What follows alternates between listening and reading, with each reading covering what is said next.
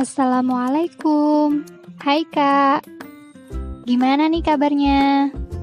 Semoga semua dalam keadaan sehat dan tetap semangat.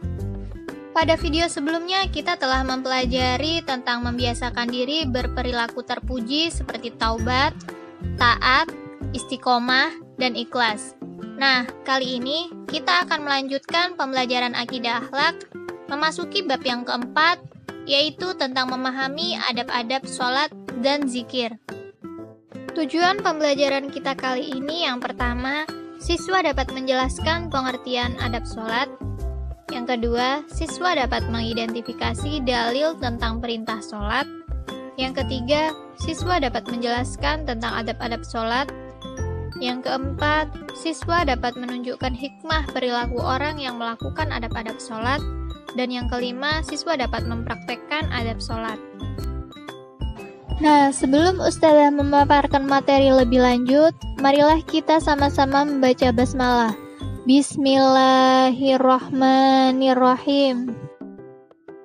Langsung saja ke poin yang pertama, yaitu pengertian sholat. Sholat menurut bahasa Arab berasal dari kata sholatun, yang memiliki arti doa. Menurut istilah, sholat adalah suatu ibadah yang tersusun dari beberapa perkataan dan beberapa perbuatan yang dimulai dari takbiratul ihram dan diakhiri dengan salam dan memenuhi syarat dan rukun tertentu. Sholat adalah ibadah wajib bagi setiap muslim yang sudah balik dan berakal sehat. Sholat pada hakikatnya adalah bentuk komunikasi antara seorang hamba dengan Allah Subhanahu wa Ta'ala.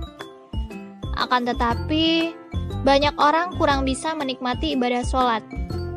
Hal ini bisa disebabkan beberapa hal. Di antaranya adalah karena ia menganggap sholat hanyalah rutinitas belaka, sehingga sholatnya tidak berdampak apa-apa dalam kehidupannya. Padahal Allah Subhanahu wa Ta'ala berfirman bahwa dengan sholat yang khusyuk, maka seseorang akan bisa terhindar dari berbuat kekejian dan kemungkaran. Dan tentunya sholat juga bisa menjaga kita dari perbuatan tercela yang mengakibatkan dosa. Poin selanjutnya yaitu dalil tentang perintah sholat. Sejatinya ada banyak ayat Al-Quran yang memerintahkan umat Islam untuk mengerjakan sholat. Seperti Al-Quran Surat Al-Ankabut ayat 45 yang artinya, dan dirikanlah sholat. Sesungguhnya sholat itu mencegah dari perbuatan-perbuatan keji dan mungkar. Dan sesungguhnya mengingat Allah atau sholat adalah lebih besar keutamaannya dari ibadah-ibadah yang lain. Dan Allah mengetahui apa yang kamu kerjakan. Sholat merupakan rukun Islam yang kedua, sehingga tidak sempurna Islam seseorang apabila dia tidak melaksanakan sholat. Menurut hadis Nabi, sholat adalah tiang agama. Maka barang siapa yang mendirikan sholat, berarti ia telah mendirikan agama. Dan barang siapa yang meninggalkan sholat, maka ia telah merobohkan agama. Dan menurut firman Allah di atas, sholat dapat mencegah perbuatan keji dan mungkar. Selain itu, dalil perintah sholat juga bisa kalian temukan dalam Al-Quran, Surat Al-Baqarah ayat 43. Selanjutnya dalam mengerjakan sholat, kita harus memperhatikan adab-adab sholat. Nah, poin selanjutnya ini kita akan membahas tentang adab-adab sholat. Yang pertama, tubuh dalam keadaan bersih, memakai pakaian yang bersih dan rapi, serta memakai penutup kepala bagi laki-laki. Dalam hal pakaian ini, kita dianjurkan untuk memakai pakaian kita yang terbaik. Saat panggilan sholat telah tiba, hendaknya kita memakai pakaian yang santun, baik, harum, semerbak bagi laki-laki dan menutup aurat secara sempurna. Adab yang kedua yaitu menjaga waktu sholat. Dengan artian, mengerjakan sholat tepat pada waktunya. Kita dianjurkan bersegera menunaikan sholat dengan penuh semangat dan tidak menunda-nunda jika waktunya telah datang atau masuk waktu sholat. Kecuali ada alasan yang dibenarkan oleh syariat. Allah Subhanahu wa Ta'ala berfirman dalam Al-Quran Surat Al-Ma'un ayat 4-5, yang artinya, maka celakalah bagi orang-orang yang sholat, yaitu orang-orang yang lalai dari sholatnya. Para ulama mengatakan lupa dalam ayat tersebut terutama adalah masalah meneledorkan waktu sholat. Adab yang ketiga yaitu dilakukan dengan ikhlas, niat beribadah hanya karena Allah Subhanahu wa Ta'ala.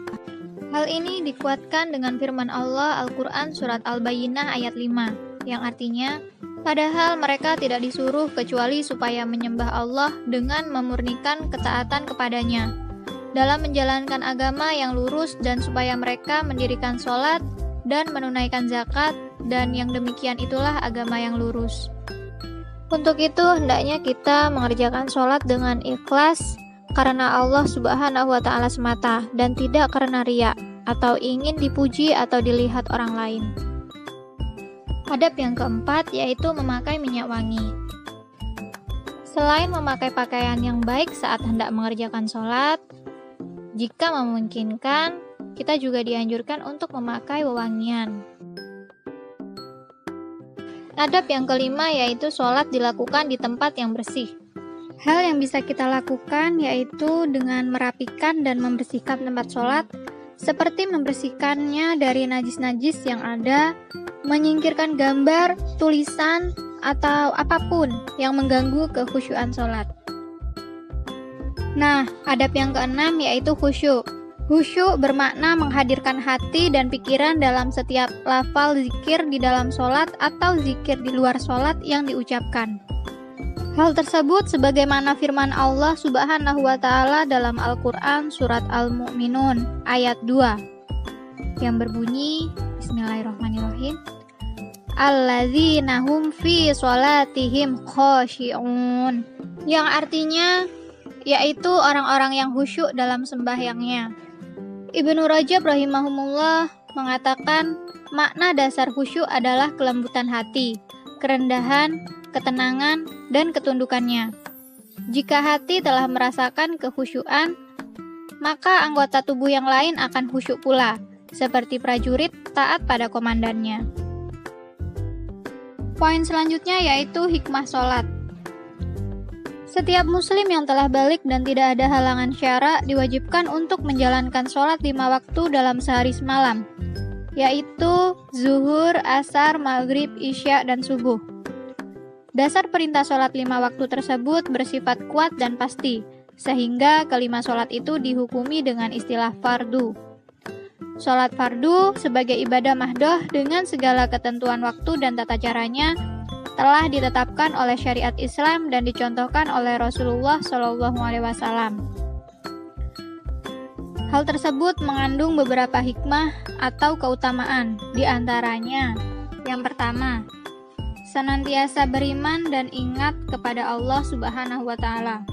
Yang kedua, senantiasa hidup bersih, karena setiap hendak melaksanakan sholat harus bersuci terlebih dahulu, seperti mandi maupun wudhu.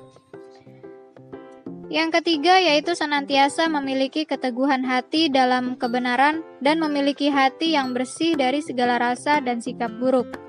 Yang keempat, menimbulkan ketentraman jiwa dan terhindar dari gangguan kejiwaan maupun stres, karena kita yakin dan merasa ada tempat bergantung dan menyandarkan diri yaitu Allah yang Maha Kuasa.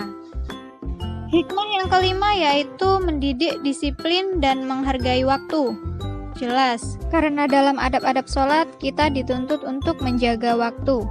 Yang keenam, menjadikan hati tenang, karena sholat merupakan hubungan antara hamba dengan penciptanya. Yang ketujuh, menyadarkan manusia tentang hakikat dirinya yang merupakan hamba Allah Subhanahu wa Ta'ala. Yang kedelapan, sholat dapat menjauhkan diri dari perbuatan keji dan mungkar. Hal tersebut sesuai dengan Al-Quran Surat Al-Ankabut ayat 45 yang telah dijelaskan tadi. Lalu hikmah yang kesembilan yaitu sholat dapat menjauhkan diri dari sifat sombong. Mengapa demikian? Karena bacaan-bacaan di dalam sholat adalah kata-kata baik yang banyak mengandung pujian sekaligus doa kepada Allah, memuji Allah Subhanahu wa Ta'ala. Artinya mengakui kelemahan kita sebagai manusia, sehingga melatih kita untuk senantiasa menjadi orang yang rendah hati dan tidak sombong. Alhamdulillah, sekian dulu pemaparan materi dari Ustazah. Semoga apa yang Ustazah sampaikan dapat dipahami dengan mudah.